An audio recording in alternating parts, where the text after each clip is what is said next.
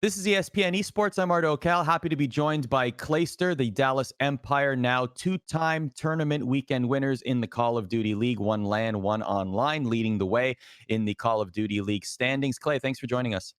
Yeah, no problem, man. Thanks for having me. First thing to mention, actually, a little bit of breaking news, so to speak. You tweeted about the possible playoff format for the Call of Duty League. Just to catch everybody up in case they hadn't seen your tweet, you said since it got leaked already, there is a point for all of these league matches. At Champs playoffs, the first and second seed get a 2-round bye, third and fourth get a 1-round bye, 5 to 8 play each other first round in winners, and 9 to 12 start and losers. So the big news here is that every single team makes the playoffs. What was your initial reaction to that? um, I think it was the best of a bad situation that the COD League had to work with, and I honestly think this is probably the best solution they could come up with. I mean, this isn't something they just like threw on us. This is something that they kind of like came to us and asked, like, "Hey, do you guys like this? Is this an acceptable solution?" And so it's one of the things where it seems a little weird because every team makes it, and that wasn't the case before. So I know some people are going to be like, "Well, what's the point of all these homestands?" But they wanted to make sure there was some advantage for getting a good seed and some disadvantages for having a bad seed. So I think if you really look at 12-team brackets, without having like a round robin group or something like that, this is the best solution. And it's honestly the one that I think all of the players and the organizations agreed like this is probably the best way to go about things. So yeah, I'm not sure if that was all public information, but I saw that somebody leaked it on stream last night. So I feel like, oh, okay, if somebody else leaked it, I can go ahead and talk about it. Because we've all known this for a couple weeks now, ever since we moved online. So we've just been trying to gun for that top seed. So let's just continue the conversation, assuming this is exactly the case. One thing that people talked about when they saw this format was, well, what if you're Dallas, you come in first in the league, and you get a 2-round bye, and now you're playing a team who's had more reps in the playoffs, and they're not a cold team, and you guys are playing your first game in the winners semis, and you're not revved up yet. Like, how do you, where would you rather be? Would you rather be a team that's had a couple of games under your belt before playing those big teams, or would you rather be the team that gets the 2-round bye but going in cold? I think that's actually a pretty tough question. I mean, if I could choose to have 2 matches and be in the same spot as the first seed with 2 matches under my belt, I'd probably rather take that just because you've gotten the reps in, you're warm, you're ready to go. But that's taking into account that like the wins are guaranteed, which they definitely are not. And I'm always of the opinion less matches are better, less chances to lose is better, and so we're gunning for that number 1, number 2 seed to make sure we cut down on the amount of matches that we could potentially lose. And it's going to be on those top seeds to make sure that they are appropriately warmed up and ready to go. I mean, you need to have some scrim set up before the match, and you need to make sure you're going tournament intensity and almost even playing the scrimmages as if it was the tournament. And that's something that's kind of difficult in Call of Duty. You can't exactly replicate how a tournament match feels. So it's definitely going to be on the team that is a first or second seed to make sure they're appropriately warmed up and ready to go. Because I definitely see the downside of, if a team started in, say, the first round and they've won 2 matches and now they're playing you, it's going to be tough to beat them. I mean, in Call of Duty's history, if you're in the winners finals and you lose, the team that's making that losers bracket run is like gonna beat you most times. Like a team that's kind of like making their run and they're on a hot streak, like most of the time they're gonna beat that team that just came fresh off a loss. So it's a bit different since you're not going to be coming fresh off of a loss. You're just going to be starting there. So it's maybe the mentality is a little different. Instead of just being like, oh man, we just lost the match. This team's on a run. It's going to be hard to beat. It's more like, no, we're a top seed. They had to make a run to even play us. So maybe the mentality will be a little different, but honestly, it's just going to be one of those things where we're gonna have to wait and see how it pans out because it's pure speculation from me. I mean, the top 2 seeds could end up getting smoked, and all this is irrelevant. So we'll just have to wait and see. I know you mentioned this a little bit on the podcast with Nameless, but I want to ask you the 3 different scenarios here because now Dallas has won a LAN tournament, Dallas has won an online tournament, and then there's the World Championship at the end of the year, right? So which of those 3 count as chips, if at all, in your opinion? Yeah. I've answered this question quite a few times over the past couple of days. And the one thing I keep saying is like it's opinionated. Like if you want to count it as a chip, go for it. Like there's nothing really stopping you from counting it as a championship. And if you really think it counts, then go ahead and count it. And I don't think anybody's gonna really fault you for that because you're playing the best teams in the world. They're all trying to win just as hard as you are. So like in the end, the competition is there. Everyone's trying to win these tournaments. And maybe in my mind at least, it kind of has to be on LAN, especially in this day and age for it to really count as a championship for me. I mean, I've been doing this since 2008, pretty much. I've won plenty of online tournaments, plenty of offline tournaments, and it's one of the things where I definitely would count the LA event that we won to my championship total, and hopefully this COVID stuff is kind of relaxed a little bit, and everything's kind of on an upwards trend to where champs will be able to be offline and on a LAN environment. So yeah, hopefully we get to play, the biggest tournament of the year on LAN, and that's really what we're looking forward to, even if it's something where we all just there's no spectators or something. So, it can count, it cannot. It really just depends on what people think. And honestly, if you ask all the other pros, they're trying just as hard as you are to win these tournaments. These points matter. The money matters. I mean, the check cashes the same way, whether if it's online or offline. Mm. And I really think a lot of people overlook that. So really, it's just personal opinion. And I might not count the online one as a pure major championship, but I definitely count the LA one we won. Would you count the world championship even if it was contested online? Ooh, see, that's tough. I mean, there's a lot of money involved, and I think that once you get into the hundreds of thousands of dollars if you win, like it's kind of hard not to say like this doesn't count. I mean, you're gonna get a ring if you win. You're gonna get a couple $100,000, and you get the prestige of being a Call of Duty World Championship. And maybe some people might be like, oh yeah, well that one was online, but like, hey, like in the end, I'll probably count that one. Okay, fair enough. Let's talk about the transition online. You mentioned previously that there was some communication with the league. How much communication was there, even for someone like yourself who's a veteran of this scene? How much communication was made between the players and the league as this transition was happening? So there's actually quite a bit of communication between the league and what we call the player reps. There's one player from each team that's in like a group with a lot of the league representation. And usually we're the last ones to know about things. Like there's a lot more conversation going on between the league and the ownership of our teams. I know they have meetings all the time, and then usually we get told things like kind of a week or two later. So it's definitely we're not the first to know, but we are kept in the loop, and our owners of our teams keep us in the loop and ask our opinion on things or tell us how things are going. So, the communication lines are there. I'm not sure I would say with the developers they're there, but they're definitely there with the league and with Activision. So we talk to them quite a bit. Do you wish that there was a better pipeline between the players and the developers? Maybe, maybe not.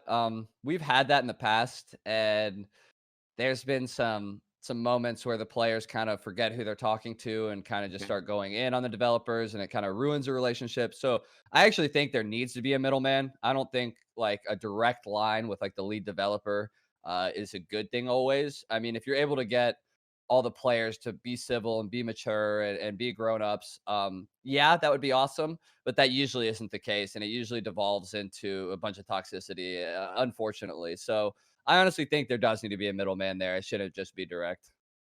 What do you think about? I mean, you are very outspoken. You're not afraid to speak your mind about any topic in Call of Duty League. One of the prevalent thoughts that I've heard is Infinity Ward doesn't care about esports. Well, what do you make of that? That's I'm treading a fine line here. So I mean, they've come out in interviews and said, esports or competitive has ruined Call of Duty, and that's a fact. And they've come out and said they've created this game to kind of cater to newer players and to cater to safe spaces type of gameplay, which in essence is camping.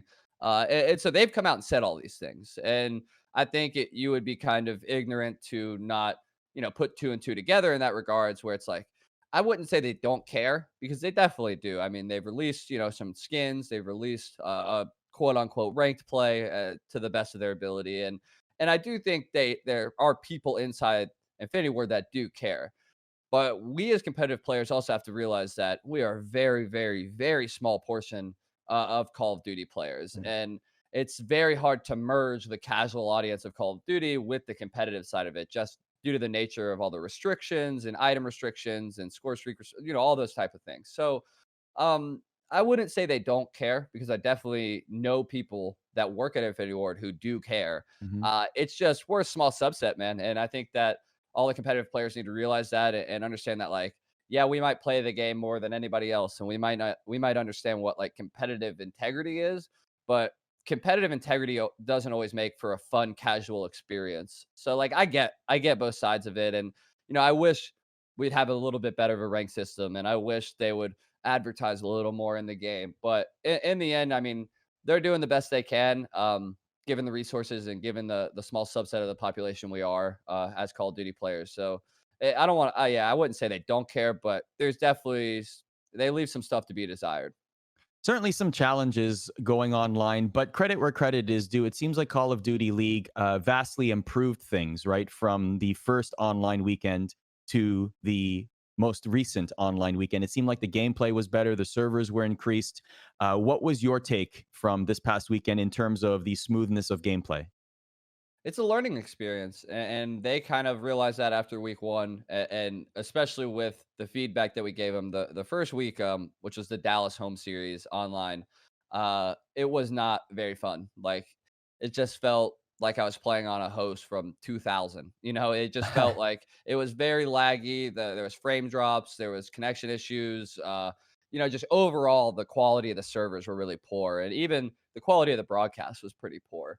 And then going into the second time with the Chicago home series, I mean, the servers were almost completely fixed, at least on our side. And I'm only speaking from our personal experience. I don't know about the other teams, but from our side, the servers were drastically improved.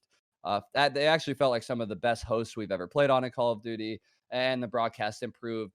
And they're still working out some of the hiccups and some of the kinks. Obviously, it's hard to get people scattered across the United States on the same time delay and get everything synced up and all that kind of stuff. But I would say, in just 2 weeks' time, they improved tenfold. So I'm excited to see what they do for this next tournament. Let's talk about your team. Another victory this weekend, the first two-time tournament winners in CDL this season. How proud are you of this team, and particular some of the players that have really stepped up since the online format? I'm looking right at Shotzi, for example. Yeah, I can't say enough about him. It reminds me a lot of the teammates that I had last year in Simp and Abizi, where you got these kind of younger dudes who are really hungry to prove themselves and really, motivated and passionate about what they're doing. Basically, just trying to prove to everyone out there that, like, they're one of the best players in the world. And to see the way that Shotzi has improved and Ilya has improved and Hook has improved, and even the way that Krim has kind of integrated working with me and not being the head honcho all the time. Like, it's really cool to see all of us, like, we're kind of meeting in the middle everywhere. Like, we're all meshing together. Everybody has a voice on the team, and everybody understands that we're just trying to get better. Like, yeah, of course we're going to yell at each other sometimes in practice. Like, that's the nature of a competitive team in any sport or esport. Like, everyone's passionate about winning, so when somebody makes a mistake, it needs to be called out. But the way they use that and kind of use that, um, like somebody yelling at him, and turn it into like, oh, this guy just wants me to get better. He just wants us to be the greatest in the world. So I'm going to listen to that instead of, getting angry and kind of just shutting down. And all of those kids are just, Shotzi, Ilya, and Hook are just awesome teammates. They're really good people and they're amazing players. And so for us to come out and win LA on LAN, it was awesome. Everybody was so excited. They were so happy. And, Shotzi's first tournament win in COD, Hook's first tournament win in COD, Illy's first win in COD. I was happier for them than I was for myself for winning the tournament. I felt like a proud father in a way. So then to kind of continue that on and have a dip in performance at the Dallas home series and then bring it right back and beat the Chicago Huntsmen and the Atlanta FaZe, to win our next tournament. It just says a lot about our team. It says a lot about our resilience, and it says a lot about who we are as people and as players. That you can knock us down, but we're going to come back firing on all cylinders the next tournament. Obviously, one of the big storylines coming into this season was Dallas versus Chicago. The players having played where they were, former teammates, whatever it is, two of the strongest teams in the league. And now the most recent result, 3-0 sweep. And Now the storyline is Dallas is the cream of the crop in Call of Duty League along with Atlanta, and Chicago seem to have struggles. What I want to ask is like take me into what the rivalry is for Dallas at this time. Like what how do you guys approach a game with Chicago? They don't scrim with you, you've mentioned that. Like what is this rivalry today?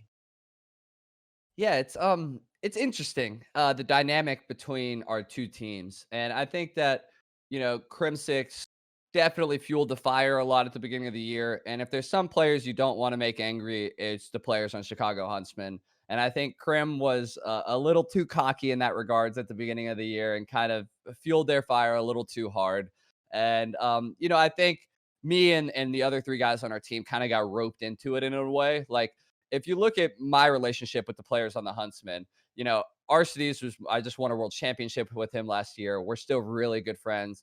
Scump and I are really great friends and have been for a decade pretty much. Like I'm actually quite good friends with a lot of those players. And same thing with, the young guys on my team. Like they don't really have any personal hatred towards the Chicago Huntsmen or the fan base or any of that.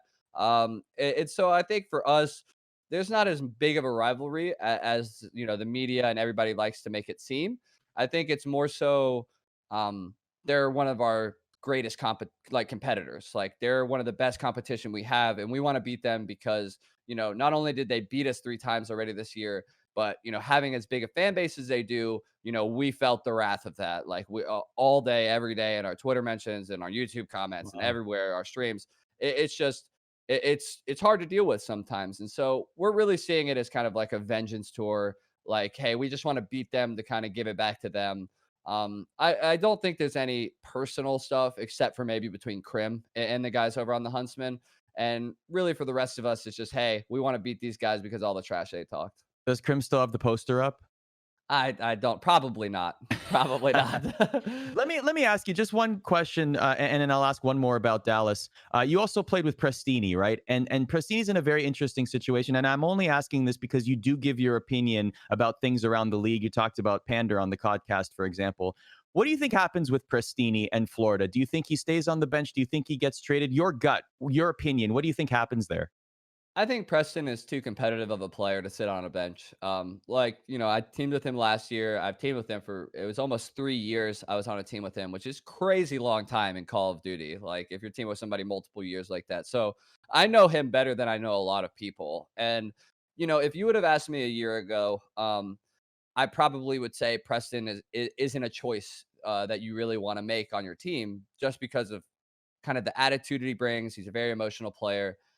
But I think that winning playoffs last year and winning champs last year has given him the confidence in himself that he needed. And that was always the big thing with Preston is that he was always just like beating himself up over small mistakes and, always just down on himself. And so then I think that winning those 2 tournaments, especially winning a Call of Duty championship, not very many people have rings. Hmm. And I think it's given him that confidence to where he's so sure of himself now. He's riding that line between like cockiness and confident, where that's where you want to be as a competitor. And then talking about like who he is as a player, he's insanely good at what he does. And so, if I'm any of the teams that's struggling right now or looking to make a change, like Prestini would be at the top of my list. Like I Hmm. think right now, especially with him being benched, taking some time to himself and really just focusing on him as a person, he's got a little bit of a chip on his shoulder now. I mean, he's a defending world champion. Like he needs to prove to everybody again that he is a world champion and he is one of the best players in the world. So really, I think people are making a mistake looking over Preston, and I think that they need to be taking like a very hard, deep interview with him or something to get him on their squad because he would be an asset to any of the teams that is really looking to turn things around. Last question for you, Clay, and thank you very much for your time. Your team now has a month or so off before the next tournament. You take the next 2 off, you're going to be at the Minnesota home series June 5th to 7th. So, what does the next month look like? How much VOD review are you doing? How many scrims are you doing? Like, what is the next month of preparation going to be like? So one of the main things that I kind of preach to all of my teams is that like you don't want to overdo it. There is burnout and there is such a thing as playing too much Call of Duty. And when you win a tournament like this, and especially with the time we have off, it's really important to take a step back and spend time with your family, spend time with your girlfriends, your fiancés, all that stuff. It's really, really important to take a step back every now and again. And we have a really good opportunity to do that right now. We're just taking it super light in our practice schedule for the next week or so. Maybe one a day, one every other day, just to keep it in the rhythm, but nothing too serious. And then definitely when the tournaments happen, we'll all get in a call together and watch all the matches together. So it provides us a really unique opportunity to kind of evolve our gameplay over this next month and kind of steal a lot of strategies that other teams use and implement them into our gameplay.